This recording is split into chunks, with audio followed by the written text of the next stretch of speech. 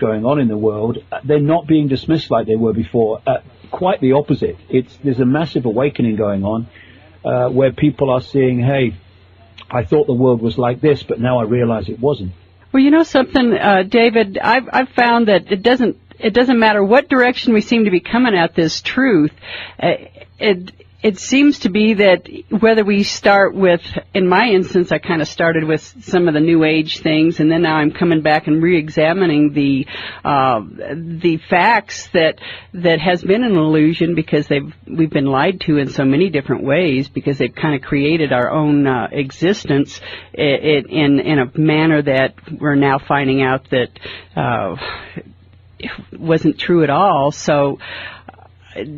Can you elaborate on that, or does that ring true with you at all? Well, I think that's absolutely right. I mean, I was saying years ago that we enter this web, if you like, from different directions. That you can come into it by investigating UFO activity and the suppression of information about it.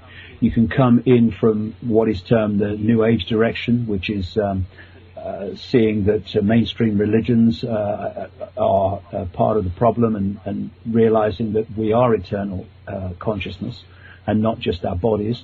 You can come into it by investigating the banking scams, or you can come into it the way I did 20 years ago when I wanted to know who am I, where am I, what is the nature of reality, what is this world, and who really controls it. And you enter the web at that point of that, if you like, at that entry gate of the subject that you start with. But if you continue to walk into the web and you continue to open your mind to the connections that connect out from your original reason for entering the web, then you start to connect with all these others, and eventually, the more you go along, the more what you've come in for, what's going on in the world, who am I, where am I, starts to connect into banking scams. It starts to connect into the UFO cover-up. It starts to connect into government manipulation and manipulation of wars, the suppression of knowledge about the nature of reality. And you start to realize that this is not a series of conspiracies. It's one conspiracy, and this is one of the things that skeptics say, and good luck to them. They're right to be skeptical, although it's interesting that people say people need to be skeptical. No, they don't. People need to question. What a skeptic does is not question, but starts from a premise that what they believe at that time is true, so anything that challenges that belief system must therefore not be true. And if I'm going to preserve my belief system to myself, then I have to demolish and get dismissed and ridicule those people that are presenting a version of reality in the world that is different to mine. That's basically what the Skeptic Society is doing. They're frightened little people, terrified that actually what they believe might not be true. So it's like it's a version of shut up, don't want to hear it. But when you look at this with an open mind and you see the connections, you realize that unlike what skeptics say, which is you see conspiracies everywhere, there's a conspiracy here, there's a conspiracy there, there's a conspiracy there, you see conspiracies everywhere. No, mate. There's one conspiracy to enslave humanity in a centralized global Orwellian state with a microchip population and total control and surveillance 24/7, and all these different conspiracies are actually different masks on this one face, and they all connect into it. So I've met so many people over the years that have come into this whole understanding of the connections from a specific subject that they started out with. I think you hit it right on the nail on the head with saying it's all one conspiracy, and instead of trying to say, well, there's 500 different conspiracies and they all, lead in one direction, but it's actually quite the reverse. And you're excellent at getting out there and putting that information out so that people can connect up and start realizing this is happening. Well, and of course, what we try to do is to make the connection of how the information can not just be a piece of bad news, but something that can actually empower them. And so the question is, what's the strategy for coping with the information and actually turning it around, using it, and getting back on top of it, dehypnotizing or disindoctrinating yourself? Well, that's the point, really, and I differ greatly from some areas of what are called the New Age. I mean, the number of people who've said to me over the years, not so much now, mind, but years ago, it's all negative what you're saying, and you mustn't say it, because you must only say positive things. Well, negative, positive, we've created a polarity already, a duality. But the thing is that the question needs to be asked, if we really want to have a spiritual awakening, which is happening anyway, because there's vibrational change, but on the level I'm talking about, then we must remove the resistance, and expose the calculated resistance to that awakening, because these things go side by side. Yes, people need to open their minds to the full nature of infinite consciousness that we are, but on the other hand, we also need to address the systematic structure that's been set up in our human society to stop that awakening happening. Because the more we expose that, and the more we dismantle that, the more and faster people are going to be awakening, because you're reducing the power of the resistance to that awakening. The manipulation of perception, the destabilization of what I call the body computer through food additives and additives to water and drink, the electromagnetic microwave soup that we live in the cities now, and all that's going on that level. So, and the suppression of scientific knowledge about the fact that everything's connected and we're all one consciousness, and this is just a virtual reality we're experiencing at this time. All these things are keeping people in the box and stopping them awakening. So the awakening and the exposure of that which is seeking to suppress the awakening, these two have to go side by side, not either or, but both together. And it seems that a lot of people seem to be using, that's negative, as an excuse to keep their head down and not have to get symbolically their hands dirty, addressing this control system, as well as talking the spiritual way too. And I think that a lot of people are in denial of how the world is manipulated and controlled, because frankly they don't want to face the plight that we're in, and therefore have to address it. It's like, I don't want this to be true, so I'm going to kid myself that it isn't. Well, I'm not going to say that I'm New Age. I was looking at it, and what it really came out to mean to me, because that's exactly what you're saying is I was having a hard time trying to argue or defend the fact that you have to look at some of the ugly factors that are going on out there in the world and to address them. And yet at the same time, yeah, they're right in a certain respect that if you deal with negative, you're going to attract negative, or you deal with positive, you attract positive. But there's something else going on there, and I think you're addressing it in what you're saying. Well, this is what I feel. If you ignore something, then what you're ignoring goes on unchallenged. And we have been through very distinct stages in this that I've seen anyway over the last 20 years.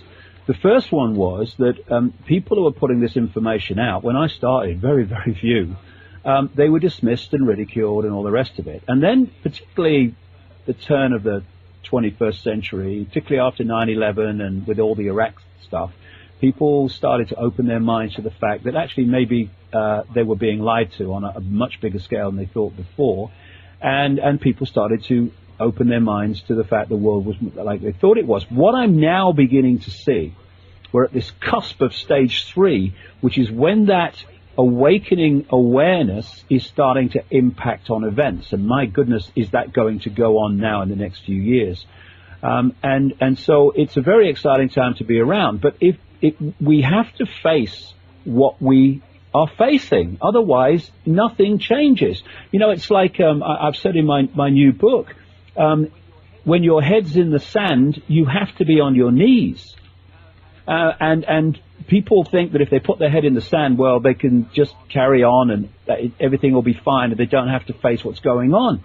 But their backside's still in the air and the tornado's still coming. Now, if you lift your head out of the sand, you can turn round, face the situation, a tornado's coming, and you can take avoiding action. That is a positive thing. You're empowering yourself to influence in a very, very positive way. Keep using this word positive, negative, all that stuff, and much more to this than that. But you can take avoiding action and influence your own experience and life. But if you keep your head in that sand, then eventually, although ignorance is bliss only for a while, your backside and that tornado are going to make contact. And this is why we need to. It's like in the days of the Nazis and stuff. Do nothing. Oh, it's not my problem. Oh, they're taking the Jews. Oh, it doesn't matter. Oh, they're taking the communists. It doesn't matter. They're taking the disabled. It doesn't matter because I'm none of those things. Okay. And then eventually something goes on your front door late at night, and you go, "Oh dear, who can that be this late?" You know, and suddenly the reality is now your reality. But who's around now to talk for you? No one, because they've all been taken out before while you were looking the other way and saying, well, it's not my problem. So we have to come together here and make sure that everybody's problem is everybody's problem. Right then. So from a more practical, personal perspective, how about if you tell what you have done, perhaps nutritionally? In some of the books you mentioned some of your health pursuits and how that has helped you, and also as far as avoiding this soup of microwaves and other energies in a physical sense, and what you feel that has done as far as you know, how does that figure into your ability to see clearer? And do you feel like where you are now in Britain is a place that you get the kind of lower level of? I mean, aren't you probably surrounded as much as anyone over there? What do you do in order to handle that? Oh yeah, on this little island of the British Isles, we're really bombarded by all this stuff because we have a massive population compared to the amount of land. There's still lots of open space, but compared with most countries, not that much. It's very urban across great swathes of this country. There's a few things that come out of that. Again, I talked a few minutes ago about different stages, and there's different stages in this, in the sense that you can first of all realize on one level, because there's multi-levels of awareness, therefore multi-levels of experienced reality, you can realize that filling your body with toxic things and what have you is not good, and it can affect you mentally, emotionally, and physically. But as you expand your consciousness, and this is where we're going, you go beyond a vibrational connection with that level of experience to the point where basically you can eat what you like and you'll be fine. This is where we're going. I'll give you an example. There was a guy, an academic in America, story I read a few times, who was doing experiments into LSD in the 60s, and one of the things he did was go out east and gave LSD to people and monitored their behavior and their reaction. And then there were people these kind of mystic people, who he gave it to, and nothing happened. And then he increased the dose to heroic doses. They should have been on another planet, somewhere in another universe, and they just smiled at him. Because their consciousness was more powerful than the drug that they were being given. And I talked to people who were in government mind control programs in America, where they compartmentalized the mind into different self-contained units, which they call alters, who were in a drug state in one altar, one personality kind of mind box, mind prison within the honeycomb of their mind that these programs create. And when they came out, they were switched out of that part of their mind that had experienced taking the drug into another part of the mind that had not, the effect of the drug disappeared immediately. I've talked to people who have been drunk in one compartment of their mind, and when they're switched to another through hypnotic keys, etc., they're stone cold sober immediately. That's interesting. And I mean, a number of them have said to me, when we had operations, we were terrified that in the middle of the operation we wouldn't switch to another altar because we would have woke up. The anesthetic would have had no effect. And so the power of the mind, and particularly the power of consciousness, a word I use for the higher levels of awareness, beyond mind and beyond body, they have the ability, once they're freed from their programming and their preconceived idea, that they can overcome anything. You see, when you have people walking through fire and not getting burned, how can that happen? I mean, we're physical beings, so we're told, so therefore your feet must burn into contact with the fire and the coals. But once you go into a different state of awareness, a different state of consciousness, you can walk through those coals and not get burned. Why? Because an illusion can only burn an illusion if you think it can, you know, and we are put into lower levels of awareness systematically, the way that society is structured, the way that we're programmed from cradle to grave through the various means of education and media and all the rest of it. We are put in such a low level of consciousness that we are experiencing a cause and effect of, if you eat this, then this will be the reaction. If you drink this, this will be the reaction. But when you go into higher levels of awareness beyond that, then that cause and effect doesn't happen in the same way. The consciousness is too powerful for whatever you are eating or drinking. So that's where we're going. And in the same way, by the way, I've been saying for years that what we call alternative healing, whether it's acupuncture, reflexology, whatever it is, that's not the end. That's the stepping stone. The start, well, at least in the modern times, not before, but the start in modern times was the Rockefeller family created scalpel and drug medical system, which it imposed on the world with under orders from the Rothschild dynasty. So all the way through, it's scalpel or drug. There's something wrong with me. Scalpel or drug. Something wrong with me. Scalpel or drug. Oh, I've got a problem with my mind, my emotions. Drug. Then we started to reach this point where more and more people, and of course it's exploding now, started to look at alternative ways to the scalpel and the drug. But where we're going as this awakening and this breakdown of the mind prisons goes on is the point where we're going to heal ourselves through our own power of consciousness. That's where we're going, and it's an incredibly exciting time, but a very, very challenging one, because as this awakening happens, of course, the control system is desperately trying to keep the lid on it.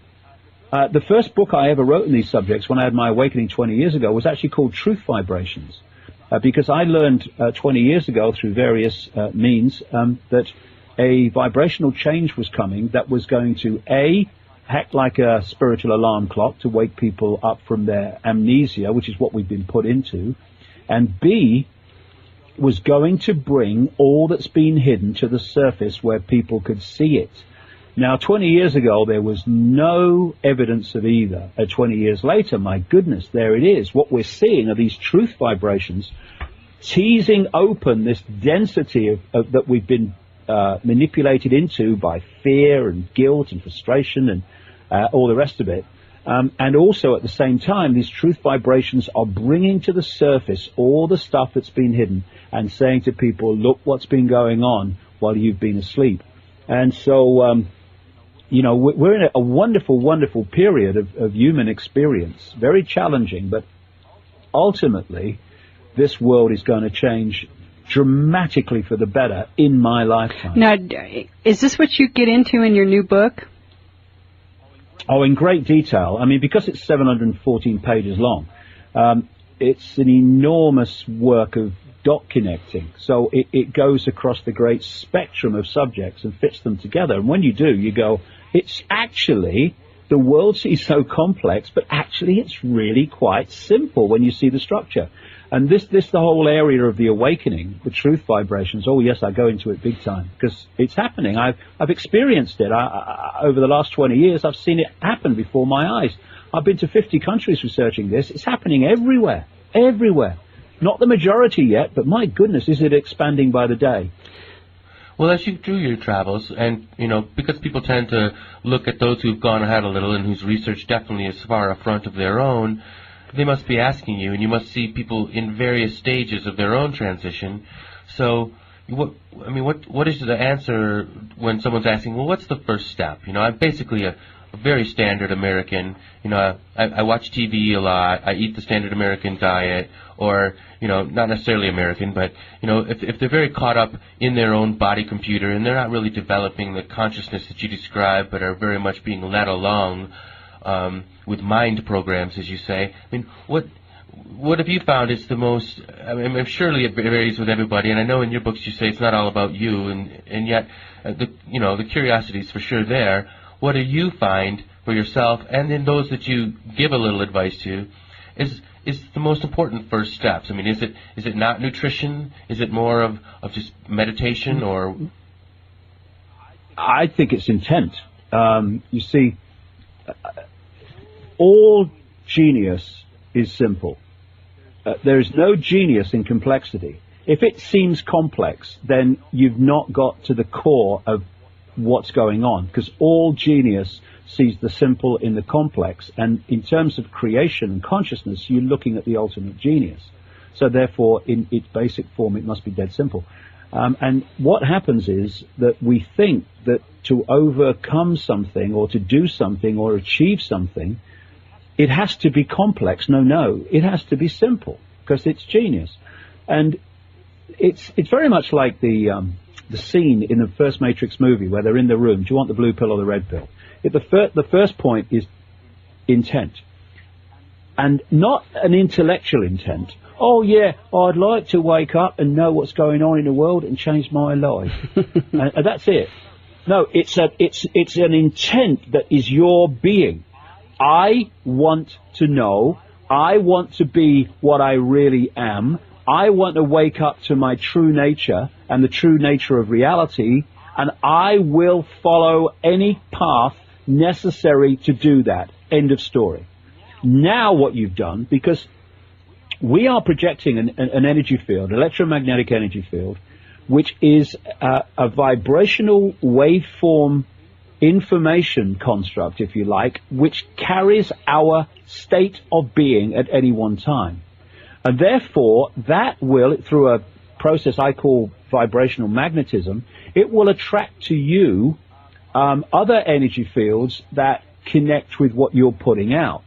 This is why you will create your partners, your relationships of various kinds, your jobs, your opportunities or lack of them, your location. You're all creating this by what you're putting out, because everything is a vibrational field. Therefore, your location is a vibrational field, your partner's a vibrational field, etc. And you draw towards you a reflection of you. When you talk in the people, places, and ways of life that you attract. Just very, very quickly. So when you project this intent, I want to change, what happens immediately, if you mean it rather than just say it, there is a tremendous shift in your energetic state. Now, what that starts to do immediately, or very quickly anyway, I experience it, so many people do, now you're putting out a different vibrational field. And those in your life, whether it's locations, whether it's jobs, partners, relationships of all kinds, family even, that are not syncing with your new energetic state, they will, in your play-out holographic everyday so-called physical experience, start to drift out of your life in many ways. Other people, locations, opportunities, jobs, what have you, will come in. And what tends to happen at this point is people perceive this in the experienced level, the holographic level, as, oh, my life's falling apart. Oh, my goodness, what's happening to my life?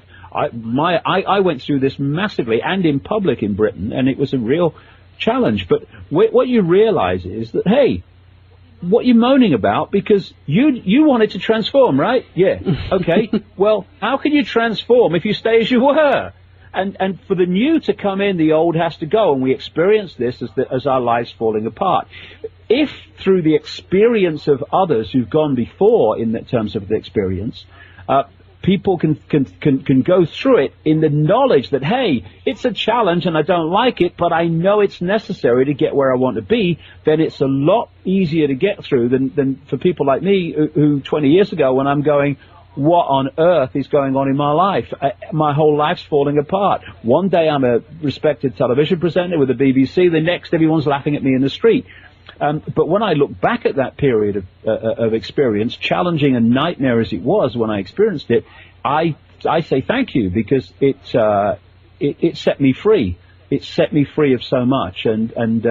So it's the intent. That's the first thing. Second thing is to keep with it when things aren't very pleasant, because so many people, they say, I want to do this, and they mean it up to a point, and then their life starts to fall apart, and they go, oh, if that's spirituality, you can stick it. I don't want anything to do with this. This is no fun. And they go back to the old life, and everything stops. If you keep with it, eventually you're going to come through and go, wow, I'm so glad I did that. Well, a lot of you people like you or Alex Jones and that sort get accused of being fearmongers and that sort, and actually that's not what you guys are doing at all, because you're not fearing it and exposing it, and the ones that are in fear are the ones that are accusing you of that, correct? You are so right. Do you know, the number of people I hear say, we've got to let go of fear. And then they say, you're frightening people. Well, hold on a second. I thought we were letting go of fear here.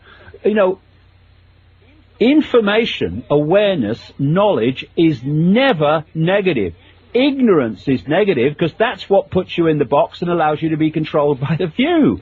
And you know, again, everything is a choice. Everything is a point of perception. I look at all this information coming out, some of it very, very unpleasant in terms of what's been going on in the world, and I go, hallelujah, brother and sister. I mean, it's coming out. We're seeing it now. What a great time. The hidden is no longer having the power over us that it had before, because it's increasingly no longer hidden. Great. This is part of the awakening, fundamentally part of the awakening. And to say it's negative and you're frightening people, well, that's a reflection of the person saying it. You're absolutely right, Melody, and not the person doing it. I'm not frightened of this stuff. Not at all. All the consequences. Well, I think that's reflected a lot, and you watch all the laws and that sort, and things that are written about, and you keep uncovering more and more ugly things, and you get to the point when you realize, you know, how can you top that ugly, and then you finally have to realize, well, you know, you become numb to it to a point and realize that, you know, okay, now what am I going to do about it? Yeah, what you've got to, people have got to realize is that, you know, if you sit cross-legged on the mountain above everything, then that's okay for a while, but all this stuff's still going on.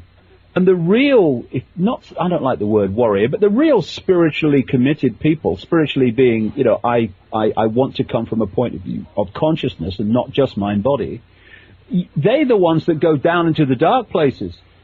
They're the ones that go down into the dark places, because by doing that, you are making vibrational connections to these energies of control, these energies of suppression, and then you can break that vibration like a walking, talking rife machine. Most people will know what I mean by that. A rife machine where it tunes into the frequency of an illness or a health problem and breaks the frequency, and therefore the health problem disappears, because the basis of its very existence, its vibrational state, is gone. And it's not about running away from things that we don't like and situations that we'd rather not be happening. It's actually running straight at them and dealing with them, rather than running away or acting as if they don't exist. You know, there's so many. See, there's a difference between simple and simplistic. And I see so many people have a simplistic view of the way things are, like good and bad, good and evil, light and dark. I mean, there are shades of gray here. It's not black and white. One of the largest life forms on Earth is mycelium, and I was watching this in a Paul Stamets video, and I realized that when you were looking at this mycelium under an electron microscope, it looked very much like the neurons of the brain.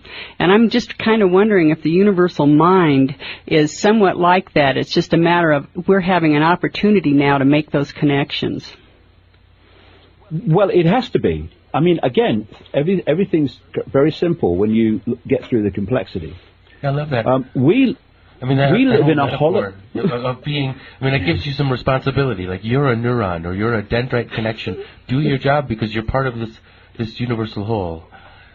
Well, yeah. I mean, this virtual reality universe, and increasingly, even some mainstream scientists are realizing this, is a hologram.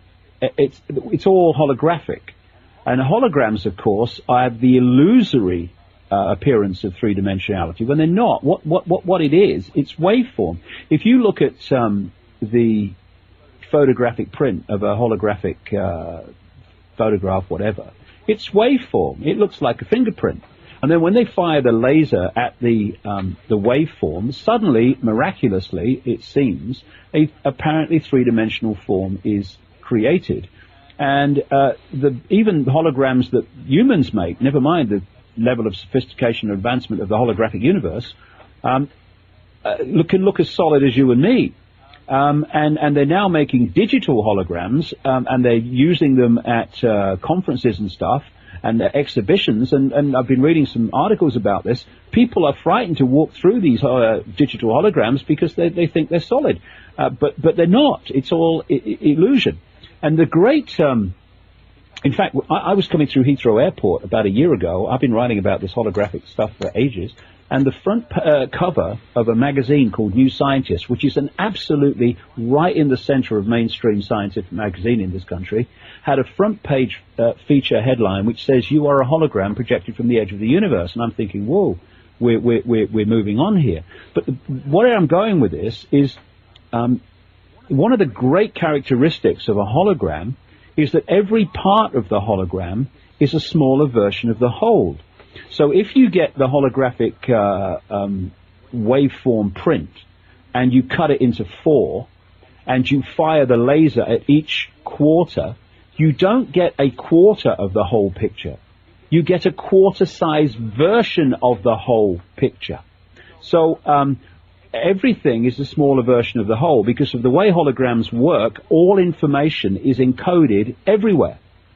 And so this is where you get the alternative methods of healing, like, to an extent, acupuncture, which can find points in the ear and other parts of the body which relate and can affect all the different organs of the body. This is where reflexology comes from, where you can find places on the hands, the feet, and all over the body where from that point you can affect the whole body or different parts of the body, like the heart or the lungs or whatever. It's because the body's a hologram. Now, if you take this forward up the other level, if we are holographic, I'm not saying we are holographic in terms of our eternal self, but this reality, this body computer is holographic. Therefore, we must be a smaller part of the whole, just as smaller parts of our body are a smaller part of our whole. So therefore, if you keep going up, the human form and all these different, the animal form, the form of trees, the form of the planets, the form of the solar system, right up to what I call the super hologram, which is the universe as a whole, every part within that super hologram must be a reflection in information terms and even more deeper levels of the super hologram. Therefore, the body, the brain, must be a smaller part of the whole. So what you're saying is perfectly logical when you come from that understanding. So ultimately, I mean, what I've been finding is when everybody is given giving the same facts and giving it, without trying to hold things out, I've been amazed at how much we how centrist we are when we come to our conclusions. So in an essence, when they break us apart in these boxes, as you say, to keep us thinking differently, in reality, when we're connected, we're going to think pretty much close in thought, correct? Well, we are all consciousness. Everyone is all consciousness. We are all different points of observation, different points of focus and awareness within the ocean. The conspiracy is designed to make us live our lives and perceive ourselves and the world as a disconnected droplet, not the ocean. Okay. And as we open our minds, we open the droplet and access the ocean, then all possibility becomes available to us.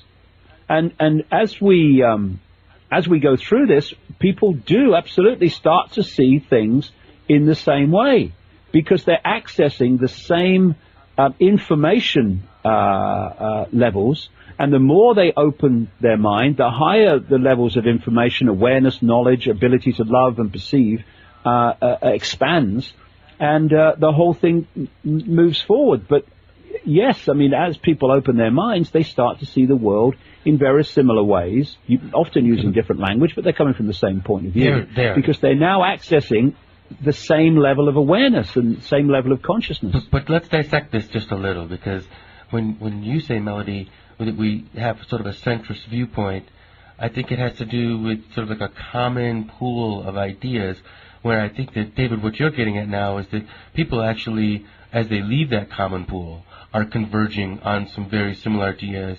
And I wonder, I mean, you are often referencing the limits of language as you continue this discussion. And I feel that is a very hidden thing. And that when you think talk language, about language itself, actually. Yeah, well, language itself. To represent your infinite possibilities as you come upon them and leave behind the centrist pool of ideas, that's the challenge, because you're really given the same language pool, and so sort of reinventing language, abusing it, doing something with it that's not triggering the same old thought reactions in other people's minds, even though you're trying to do something new with it. I would say go beyond it, because it's my view that language was introduced to divide us and to bring us into five-sense reality. You see, once upon a time, we used to communicate telepathically, and by that I don't mean I'm getting something. Did you say? So I'm kind of getting. Did you say this? Not that level of telepathy. I mean, when we're reading each other's thoughts in a way that is just as clear as what we call language today. But what does that do when you are interacting and communicating on an energetic thought, mind, consciousness level? What does that do? It holds you in a certain level of consciousness, because that's what you're communicating on. That's the wavelength you're operating on. Once you pull people into communicating through language, what is language? It's a vibration that connects into what? The five senses, and it pulls you in. And I think this universal story, I mean, it's a biblical story, but you find the same story wherever you go around the world, using different names and situations, of God, actually the gods, scrambling language, and therefore, keeping people apart and all the rest of it. There's a fundamental truth in that. And where I think we're beginning to move is more and more communicating on a deeper level, not yet on the level, and not for some time, where we're communicating in that telepathic way that I've just talked about, but we are feeling more and more rather than hearing or thinking. And what I mean by that is when I do these talks around the world, these 8-hour talks, and the number of psychic people in the audiences over the years who said to me, You know, while you were talking, now I'm completely unaware of this. I feel the energy around the theater, but I'm completely unaware of this in the sense that these psychics could see it. While I'm talking, there is an energetic connection between me and the audience and me. It's an interaction, which is happening on an energetic level that is beyond the voice and ear. These levels of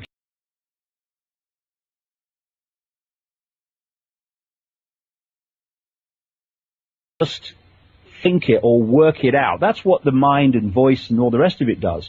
It's where you just know.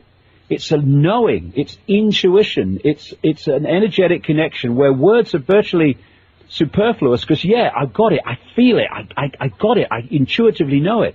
And these are the levels that are now being, as people awaken, that these closed sensitivities that are starting to manifest themselves again. People are becoming more and more intuitive because they're starting to understand that we're not just five sense so-called physical beings, and with that awareness, these sensitivities that have been suppressed are now opening up again, and that's where the real communication is taking place between people. You know, I think we're born with this, what you're talking about, and it's really highly discouraged, and we have to reconnect. Exactly, and it's happening. I've seen it happening all over the world, and of course, once upon a time again, this was encouraged in the ancient societies, but more and more as this control system has kicked in. Of course, it doesn't want people communicating on this level that they can't control. They want them communicating purely voice to ear, which is a level that they can understand and they can control and manipulate. Well, I kind of get the feeling that they're kind of revealing their Achilles heel by the more that they struggle to try to control us, the more if we start looking at it, they have just exposed themselves more and more in the avenues that they fear the most. Are you? Well, yeah. This is a very important area because all this stuff you were talking about earlier, Melody, about fear and what have you. In fact, the control system does not have the power over humanity that humanity thinks it does, or it thinks it has, because it's a house of cards, really.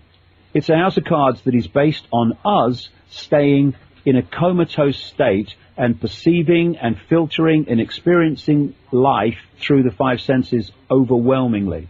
And once these guys in the control system who understand this, not the gophers and the followers, but the people at the core, which is not that many, who understand this, they are terrified of humanity awakening. They really are, because they realize that we have such infinite potential once we get out of mind and into consciousness, and the control system falls as a result.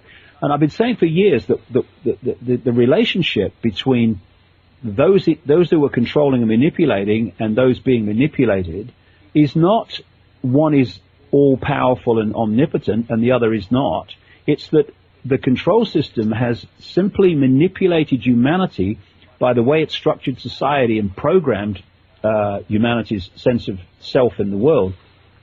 It's put humanity, the target population, in a smaller box of perception and awareness than it's in. But it's in a box. You can't not be in a very small box when you are so frightened that you feel the need to control everybody and control everything. Awake people in their true power and their true infinite state, they don't want to control everybody. They don't want to control anybody. Frightened people want to control events and other people because they're frightened of not being in control. I mean, all the things we talk about in terms of humanity, then the control system is a reflection of that, or humanity is a reflection of the control system. So once we start to awaken to our true sense, then we go way beyond the box that the control system's in, and therefore the control system must lose its power. Yeah, well, there's a lot of synchrony there in the whole discussion of a smaller box. When you think of Nelson Mandela or other people who have been inside, I mean, I personally have been privileged to see the inside of a jail here in Colorado, and I was astounded to see how much more mentally free a lot of the prisoners, unquote, were than the guards themselves, full of so much fear. And once you take, maybe you've experienced this as part of the, public onslaught you got when you first, in Britain were getting so much heat for what you were saying. Yeah. Once you lose what you think is, kind of your prestige or, your physical freedom to wander about, you really appreciate the freedom that you have mentally to choose your thoughts. Yeah. What's that great line in that song? Freedom's just another word for nothing left to lose. Yes. Yeah. And this is a very important area you brought up, because attachment is one of the great forms of control, because and indeed self-suppression. It's okay having relationships, and it's okay having things and possessions, as long as the situation serves your freedom. But once you become so attached to something, some of the most fearful people I've ever met have been some of the richest, because they've got so much money that they've got so much fear of losing it. And you think you've got all that money, and you fret every day about not having it. And what is it giving you except it's controlling you? It's put you in your own prison, which is fear of losing your money. Fear of losing your partner, fear of this, fear of that, fear of the future. All these things are attachments which stop you expressing your true self. And, I have this phrase I repeat so often these days to myself in my own life: it is what it is. It is what it is. And if I can change what is, because I want to change what is, then can I do it now? No, I can't. So I have to accept what is until I can. And it means that you don't get attached to outcomes, which is another form of serious attachment, where you decide at point A that this is what you want to happen. What you've done immediately is set yourself up for disappointment, because unless that single thing that you say you want to happens, you're disappointed. It's like going to a football match and you desperately want one team to win. Unless that happens, you're going home disappointed. But if you go to the football match and all you want to do is enjoy the game, enjoy life symbolically, then whether it's win for your team or win for the other team or a draw or whatever, you've had a good day because you weren't attached to the outcome. And the way I live my life is I do what I believe to be right the next time I decide an action. But I can tell you that I have no outcome in mind, not for the world, not for myself, but because the outcome, collectively and individually, will be decided by the series of decisions and actions I take and others take in the now, in the only moment that exists. And the future, what we call the future, will take care, the outcome will take care of itself on the basis of what we keep doing in our everyday lives all the time. And I'm happy with, the outcome is the outcome. I'm not attached to what it is. I'm just not attached, but I'm just determined to do what I feel is right in the moment, and then the next moment, and the next moment. I think I believe I heard it in one of your prior interviews, something to the effect, if you don't speak your truth, or the more you speak your truth, the more that becomes your reality. Does that ring true to familiar with what something said in one of your prior interviews? Because, it really struck me, because a lot of us seem to hold back in speaking our truth, but once it seems like the more I've gotten used to speaking my truth, the more it has become easier for me to say it, particularly in an environment that might be a little bit contrary to my thoughts. But don't you think it's like, at first you sort of speak your truth, and you have a little tension of like, oh, what are they going to say? And maybe you run away. And then the next time you speak your truth and you stay there, and then you're like, oh, no one really smacked me so hard. And then next time you speak your truth and you just stare someone right in the eye and you laugh, Yeah, it's about it's a whole process of deprogramming you're talking about, because I reckon that if you ask most people in the world, give me your top 3 or your top 5 biggest fears, one of them would be speaking in public. And the reason for that is people live in a tiny prison called fear of what other people think. And when you do that, you are no longer your true self. You are living your life, speaking your words, having your views, or not having them, on the basis of what other people's belief systems say. In other words, you're going through this process of, what will this person say or do if I say this, which I really believe? So what you're saying is, I'm going to suppress myself to within the belief system of the person I'm talking to, because I fear their reaction. And the reason that people are overwhelmingly frightened of speaking in public is because the audience is controlling them, because they are speaking and thinking, oh my goodness, what will the audience think? And they're looking around thinking, are they attentive? Are they not? Are they laughing where they should? Or are they thinking I'm stupid? Are they looking around and looking at their watches and all this stuff? And what you're doing is allowing the audience to control your state of being, to control what you say, what you don't say, how you feel about yourself.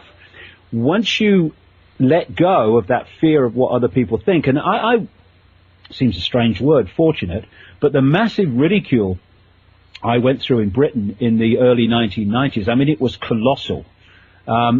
It actually set me free of the fear of what other people thought, because, they think I'm crazy anyway, they think I'm all this anyway, so I'm just going to be me, and if they don't like it, well, you can do the other thing. That's why I wrote a book at the time called I Am Me, I Am Free. And when you do that, you can stand up in front of 100 people or 100,000 people, and it doesn't matter, because you're speaking your truth, which is your right, and the audience has the right to react to what you're saying in the way that it sees fit, because it has the right to express its uniqueness in the way it reacts to what you're saying. And therefore, when you speak your truth without fear of what other people think, you free yourself of editing what you say, editing your view, editing your lifestyle, and you express who you are and not what other people say you must be. So has your intent changed any from when you started out to what you're trying to accomplish now? Although I don't know, it's apparent that you have just a tremendous schedule that you keep. Well, this is my life, I mean, I work 12-hour days and write books and articles and the website, and then I go traveling and talking for about 4 or 5 months of the year at least. And people say, oh, you want to have something else in your life, mate. It's not all work. And I'm thinking, what? This is my life. It's what I'm here to do. I mean, do I want to sit on a beach, chill out? And I don't want to. I want to find out more than I know an hour ago. So, I love my life because I'm doing what I want to do. And in terms of my intent, no, it's not changed. What has changed is my understanding of things, which has increased over 20 years. If it hasn't, what have I been doing?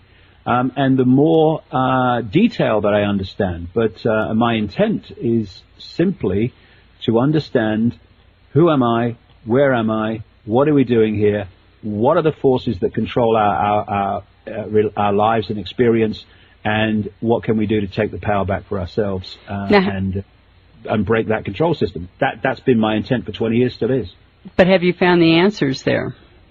Well, more and more answers, yeah. I mean, to be honest, Melody, this book that's now at the printers, when it comes out in April or May, it's going to have quite an impact in many ways, because I've taken another step forward in my understanding of how this control system works and where it's coming from and who's doing it and how they manipulate reality.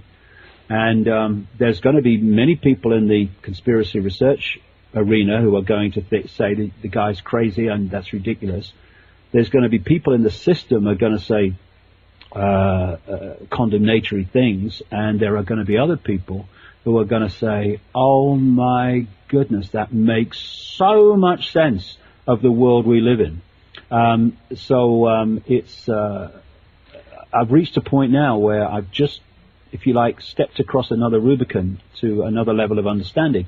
Not because I'm a genius or more special than anyone else, but 20 years ago, I was contacted through a psychic by some level of consciousness and told that I was going to go out and do this. When I was presenting sport for the BBC at the time, and I'm thinking, what are you talking about? I'm going to go out and do this, because I'm not.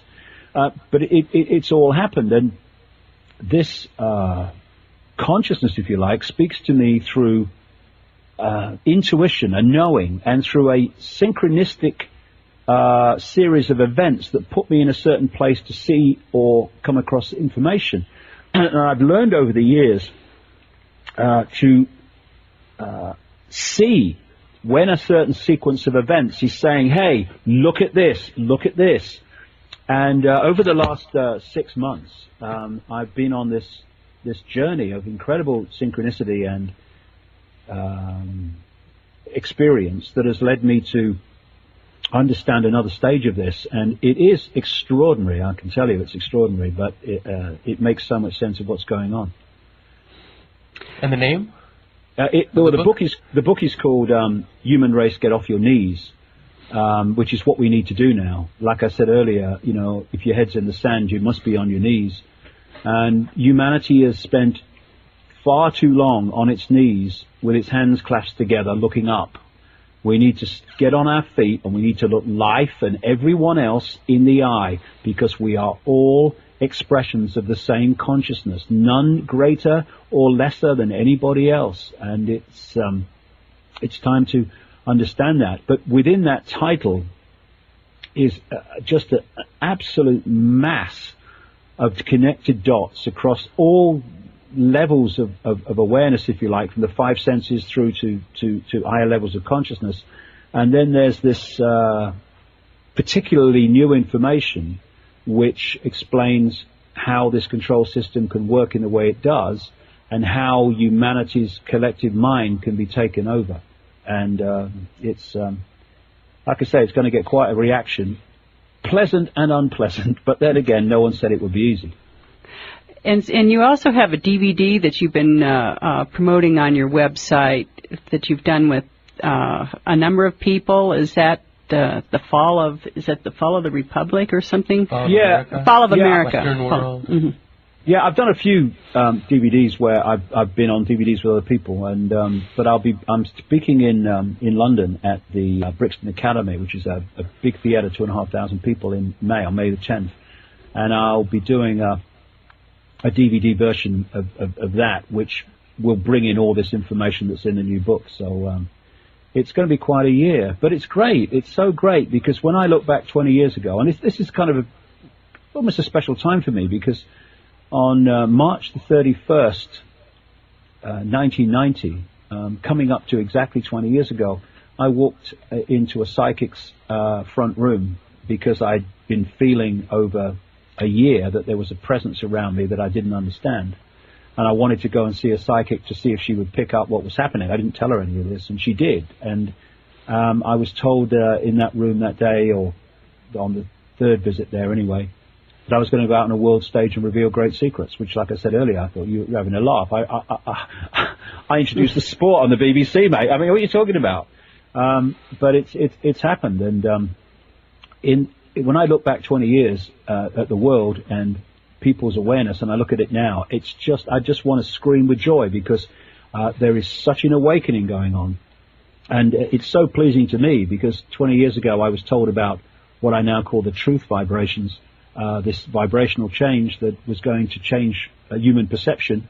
And my goodness, the truth vibrations are there to see now in vastly and so increasingly quickly changing human perception. Now, one thing I would wonder about is, are there those out there that think that they are purporting the truth, but maybe have connected with some avenues that might be deflecting it away from this awakening? Or is that even something to be cognizant? I can't even say the word. Yeah, do you ever feel like that's happened to you, that someone's trying to steer your results, your presentation, to make it look a little worse, maybe turn people off to it, like tweak the reptilian thing or whatever, to make people just kind of go, oh, this is all, Well, no, I mean, I have had a very simple philosophy all these years, which is, if I believe it to be true, and if it's supported by the evidence and it's supported by the synchronicity of my life, which I've learned to understand because it's happened for 20 years now, if I don't understand it more now than what I've been doing again, then I'll put it out there. See, if I was saying, as some people have, well, I'm aware of this, but I'm not going to say it, because we're back to our conversation of a few minutes ago. What will people think? Then what's the point of that? So when I started coming across this reptilian stuff, not because I sat in a darkened room and thought, I think this is what's going on. I've come across vast amounts of information all over the world over the last 15 years, or maybe a bit less than that with the reptilians. Therefore, I've spoken about it. And the more that my life moves on, the more clearly it is that this is a fundamental part of understanding what's going on. And just because people were going to immediately dismiss it or ridicule it, which they did when I first came out with it, doesn't mean that I'm not going to say it just because of that. And it's interesting that when I put reptilian extraterrestrials and words to that effect in a search engine in 1997, when I wrote a book called The Biggest Secret, which I talked about this for the first time, there was literally a handful of pages on the web. A very, very small, almost insignificant. You put reptilian extraterrestrial or interdimensional or something like that in now, there's tens and tens of thousands of them. And what it is, I decided amid the great ridicule of 20 years ago that the worst thing I could do, because I realized by then that we were consciousness and internal consciousness, and this was just one experience. I thought to myself, what's the worst I can do here? I can completely mess up one lifetime in this reality. That's the worst I can do. Well, okay, I'm up for that. I'll take that as the worst case scenario. And that's why I've gone on through the years saying things that I knew when I said them was going to get ridicule and condemnation and all the rest of it. But if someone doesn't say them and they stay unsaid, then nothing changes. Someone's got to say these things, not just for the sake of it, but because they believe them to be right, so that even the reaction of condemnation and ridicule has started that information circulating, if you follow me. Yeah, definitely. And that's what you're getting back to the statement I made earlier, and that I have definitely found in, say, like some of these false flag events and that have taken place, I have found that just going out on the internet and just posing a few questions, how it has grown legs, and It's amazing. Well, I have this saying, you can't unhear something. And this is why people that ridiculed me mercilessly in the early 1990s are now reading my books, because you can't unhear something. But to have that effect, which you're talking about there, it has to be said. And if you're going to say it in a world that has a narrow view of reality and possibility, then don't come running to me and saying, look what they're saying about me. Well, listen, you got a choice. You keep your mouth shut, you'll be fine. But if you open your mouth, then don't start complaining about what people are saying about you, because look at the world you're living in. Of course they're going to say that, because from their perspective, you are crazy. And you are to be condemned or whatever. So if you're going to do it, then you've got to accept the consequences of that, which is some of them can be unpleasant. But once it's said, it cannot be unsaid. Once it's heard, it cannot be unheard. And if what you're saying has validity, then eventually it will be shown to be so, And those who heard before and dismissed it will say, hold on a second, didn't that guy say that? Didn't this lady say that? And suddenly the world changes. But if you didn't say it to start with, nothing changes. One of the big reasons that people have turned to my books in the last few years is because what was in the earlier books is now happening on the TV news. If I hadn't have said that earlier, then there would have been no relevance to my work at all by what's happening in the world today. Same with many other people. It's not just me. God, there's loads of people doing this. And therefore, we need to have that initially courage to overcome the fear of doing it. But once you go beyond fear, you don't need courage, because courage is just to overcome fear. And to say it, to accept the consequences and think, okay, well, if it has validity, it will be shown eventually to be so. If it doesn't have validity, well, I shouldn't be saying it anyway. Well, when it comes down to it, I think one of the things that keeps me going is understanding that there's an end game going on, but I'm also seeing beyond that. Do you? Oh, I'm ironically very, very confident about the outcome of events. The truth vibrations are not coming in for the sake of it. They're coming in to transform this reality from a control system to a state of infinitely greater awareness, love, perception, unity, understanding that we're all one. All this is what it's doing. And, I talked earlier about when you are moving from one perception to another, your life seems to fall apart, because the old construct that your old vibrational electromagnetic state was creating is changing to the new, and in that transition, the old, quote, falls apart.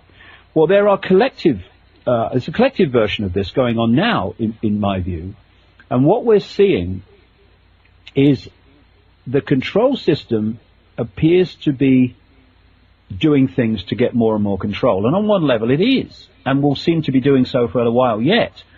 But on another level, because, people think that if you look at it from this level, that's the only way of looking at it. There's multiple levels of observation where the same thing looks very different. From a higher level of perception, I would say that what we're seeing is the breaking down of the old collective energetic electromagnetic construct, which is manifest as what we call the collective human experience, the world we live in and experience. And again, it's going to seem like not our lives are falling apart, because we're talking collectively, that the world is falling apart. It's what it's going to seem like. Oh my goodness, the world's falling apart. Look what's happening.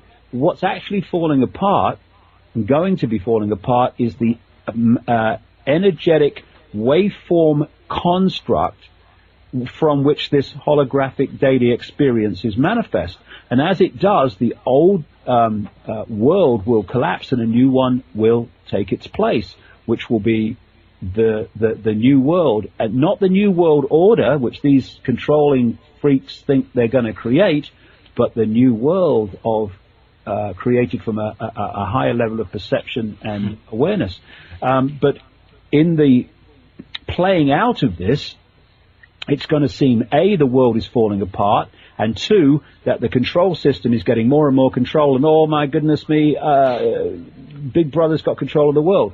And then at some point, within my lifetime, and I'm 58 in April, this whole control system is going to collapse, because the energetic construct that's holding the house of cards together is being dismantled by the truth vibrations. And when you have a dam, it can take a long time for the cracks to appear. But once the cracks appear, it can collapse very quickly. And we're moving every day closer and seeing more and more cracks appear in this control system. And the point's coming where it's going to collapse. And then the challenge will be, okay, now we need to take the world forward in a different way. And so I think it's the world's going to be very different, but it's going to be a much nicer place to live. The control system is not going to control our children's and grandchildren's life for the rest of their time here. It's not. It's going to seem so for a few years, and then it's coming down. Wonderful time to be alive. Well, I view control as a disease or the disease, and I'm,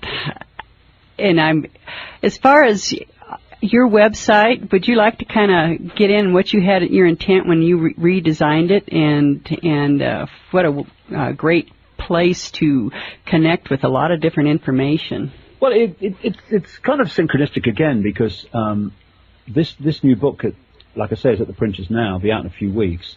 It's a new stage of my life that this begins, and we've been working to redesign the website for ages, but it just happened to drop in the same period that it happened.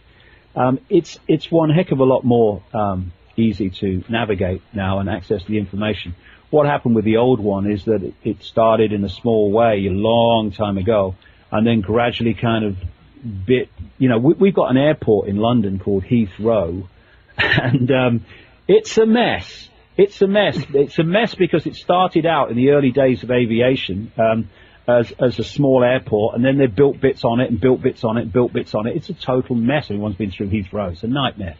And then you get the other airports where they start with a blank sheet of land and they design the airport in the best, most effective way. And that's what we've done with this website now. So it's going to be much easier for people to go there and get what they want.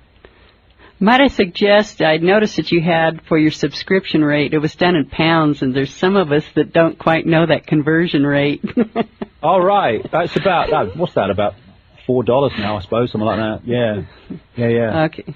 But growing. I'll get the webmaster to look at that. It's a good point, yeah. And as far as, what are you offering in that subscription? Oh, well, I write a newsletter every week, which is a researched article either on the events of that week or on some aspect of this whole multiple level subject web of subjects, and I do that every week, and there's other things as well. But what I concentrate on, I let all the other people deal with that. I'm not interested in the logistics. I'm not interested in all that stuff. I leave that to the webmaster to get on with it. My interest and my focus is gathering information and communicating it, and I don't really go beyond that. Well, and you've done an excellent job at it. Yeah, I say, your real friends are the ones that tell you the truth, and you're certainly a friend to all of us by being brave enough to tell your truths. Well, the one thing I will say, I'm not claiming that everything I say is right, because you're trying to uncover something that doesn't want to be uncovered across a vast range of subjects. But what I can say, in all honesty, that when I say it, I believe it to be true.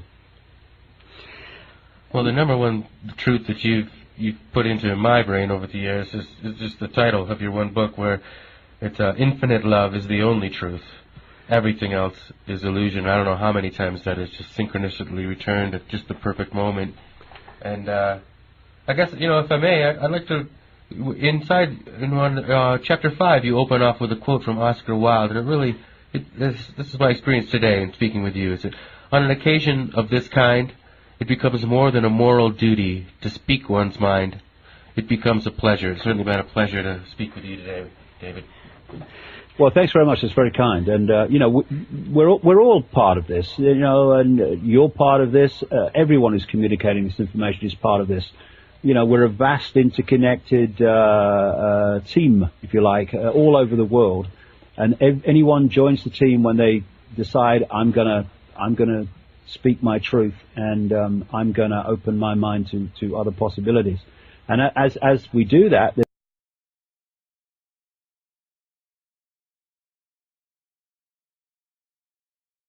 depends on a low vibrational environment, because the control system, the consciousness behind the control system is low vibrational because of it needs to control, it wants to control, therefore it's in a low vibrational state. The two go together. So the more that we open ourselves and open our own vibrational state, the more the control system will be losing its power and will eventually come down, and it's coming down. Funnily enough, it's in the process of coming down now. It just doesn't look like it. Well, I really have to thank you very much for your patience, and then also just coming on our while we get this sound thing straightened out. But I don't understand technology. I wish you all the best with that one. We're learning it. Right, perhaps a high-level IT professional calls them confusers, F-U-S-E-R, confusers. And certainly it was like that today. Yeah, good one. But I really want to thank you for enlightening our audience, and I hope that we can do this again sometime. Yeah, that'd be a pleasure. And Thanks very much indeed. Okay, well, thank you very much, You Dave. know, What? Did you have? We can cut this off any time that we want, but for a secondary blurb, I wonder, David, I don't know if you've seen Melody's huge list of guests from all different aspects, nutrition and science, right. People, John Lear, really interesting things coming about, aliens and that. Some of it crossovers into your work, and a lot of the time, I feel like what you just said about opening yourselves up by vibrationally. That's what happens when we're on the air with these people. They're real people, and we're talking with them, and Melody really draws them out to just conversationally start going, and yet a lot of their information contradicts. And as we go off to do some more interviews, and there's certainly a full slate of more people discussing it. what as a media consultant to this project, what would you say are the kind of intents to hold while we're deciphering, lest we be confused of just being all completely positive. What is the way to take a look at what people are saying and really decipher it for the truth? Well, all you can do is, on an intellectual level, is look at the evidence, and even more important, on an intuitive level, feel it. Someone once said to me years ago, who was an insider, he said, "Look, you've quoted a disinformer in your book." I said, "All right." He said, "Yeah, but you've only quoted him on the bit that's true. How do you do that?" and it's very simple. That part that I quoted felt right to me. Other things the guy said did not. And this intuition, which we all have, but mind overwhelms it, and contradicts it, because the mind doesn't want intuition ruling the perception. It wants to do it itself. But this intuition is just, and this is the intuitive level that they can't manipulate because it's outside of their vibrational box. So someone can look at you in the face and can smile in the right places, tell you what you want to hear, just like used car salesmen do, and they can manipulate you that way because, oh, he's a nice chap. And if you feel them or feel information or feel a situation rather than think it, then you'll say, "Yeah, he seemed okay, but there's just something not right there. I did feel good about that guy." And this way, you can reduce the number of times you get manipulated and scammed. Well, one of the other things that I kind of feel is important to sometimes even put out somebody that you may not agree with in any fashion, or you might feel is putting out disinfo, because who am I to judge what the public should hear in the respect that, they need to hear it so they can decipher whether it is their truth or not. Yeah, Does that make sense? Well, yeah. I mean, what I do is put out information personally. I'm not attached to how it's received, not least because it's none of my business. If I'm attached to how people receive, for instance, what I say, then what I'm saying is, you must believe me. And how dare you not believe me? How people react to it is their right, their choice. And that applies to everybody. And let people hear all versions, and then they can decide their own truth, rather than take someone else's truth off the shelf, off the peg. Right. I mean, they should all go out there and embrace the fact that looking for what else corroborates it or shoots it down. But I really don't want to. If I'm questing for truth, I've got to turn over a lot of stones to find what. But you also have to choose whom you interview, and you and I discuss. Do we think this person, their intent seems honest, but are they perhaps being managed, steered? Well, there's a lot of managed stuff in this arena, and of course, why wouldn't there be? When you are trying to put out information that is challenging the control system, exposing the control system. And that's what I'm doing. I'm not fighting the control system. I don't want to fight anybody. What you fight, you become. This is why so many, every kind of revolution that's brought about by violence creates a control system after the revolution that is pretty much like the one before, because the same mentality that was before is now still there, but it's just called a different name. I'm just putting information out there, and like I say, how it's received is completely up to the people receiving it. And if it has validity, then that information and that person will eventually become more and more accepted as someone who's speaking some kind of truth. If it's not got validity, then eventually people will be seen to be manipulating and all the rest of it. But in the case of the control and the manipulation of this arena, of course, when you're dealing with something that's putting out information that you don't want people to know, you are going to place people and organizations within that arena that are going to deflect, divert, suppress, and target those within the arena who are putting out stuff that you don't want people to hear. So it is a minefield or a mind field, this whole arena. The UFO arena is, the conspiracy arena is, it all is, because there are people in there trying to speak what they believe to be the truth, and then there are all the agencies with people in there to try to suppress and misdirect the truth. And it's intuition that gets you through it, not mind. Yeah, so the more you exercise it, the more you get a little bit better at being able to field out that stuff. You do, because what happens, it's like in everything, the more you use it, the better it gets. Well, up to a point. So therefore, the more you use your intuition, the more you start to feel bodily vibrational differences between when something feels right and something doesn't feel right. And you can, if you really get it sensitive, someone can say a sentence and you could feel yes about that part of the sentence and no about that part, because it's about getting that sensitivity back that everyone has, but mind and programming